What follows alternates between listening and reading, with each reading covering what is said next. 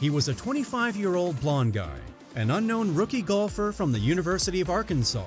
He was a last-minute, late-night drive-in for the next morning's PGA Championship at Crooked Stick Golf Club in Carmel. It was a tournament John Daly didn't think he would be playing in. He was the 9th alternate. But the golf gods were with him, as the other 8 alternates dropped out.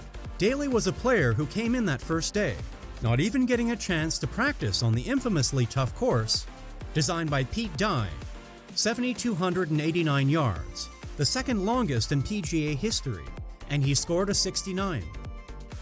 On the second and third days, he was the pudgy character people started noticing as he smashed the ball, tearing up the course. Jack Nicklaus said after 3 practice rounds was the most difficult he had ever played. As that PGA Championship at Crooked Stick unfolded in August 1991, a growing legion of supporters, awestruck and flabbergasted, lined each hole like a parade route. They roared and gave Daly ovations at every green. A big PGA upset. 30 years ago, a photo of a determined Daly in a white polo and pleated khakis, swinging the club, was splashed on the cover of Sports Illustrated. It was August 19, 1991, 8 days after his win. The words over his picture declared, "Long shot, big hitter John Daly in a big PGA upset."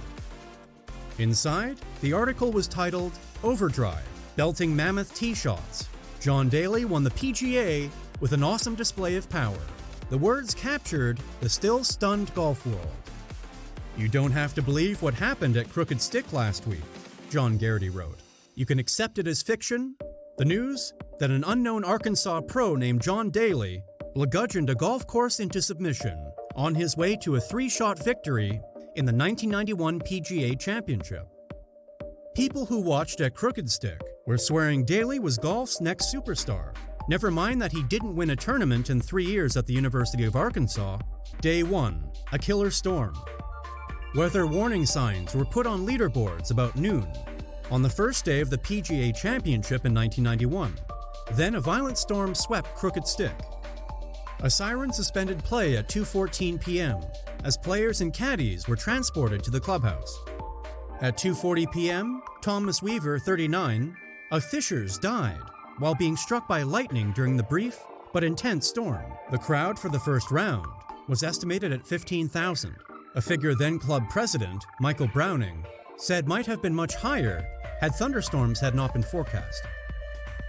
At the end of the day, Daly had shot a 69 and was in good standing, 2 shots behind leaders Kenny Knox and Ian Woosnam.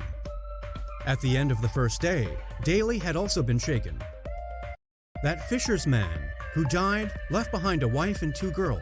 I felt I was almost responsible for him being killed," Daly later said of that opening round.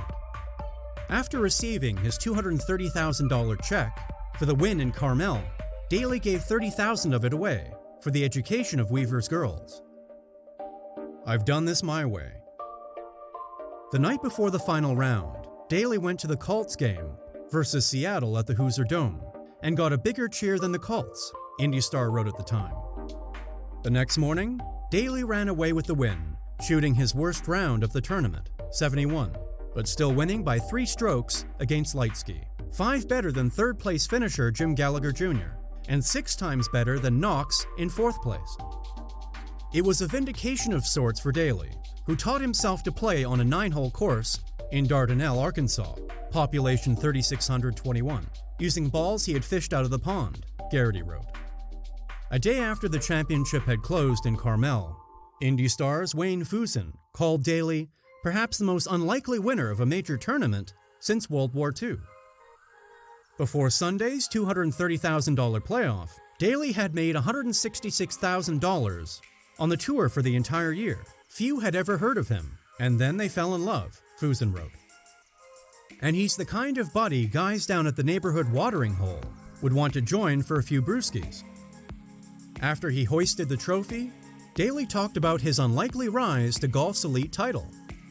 "I can tell you one thing. I've done this my way," said Daly. "I don't have anybody to blame for this win but me, and I love it." Daly made the 1991 PGA something different, something special. "The world's greatest players were at Crooked Stick," Fuson wrote. But this 73rd PGA will be remembered forever as the one won by the blonde bomber named John Daly. And with that, we reach the end of this video, all about the origin story and life of John Daly. If you enjoyed this video and found it helpful, don't forget to leave a like and subscribe for content just like it.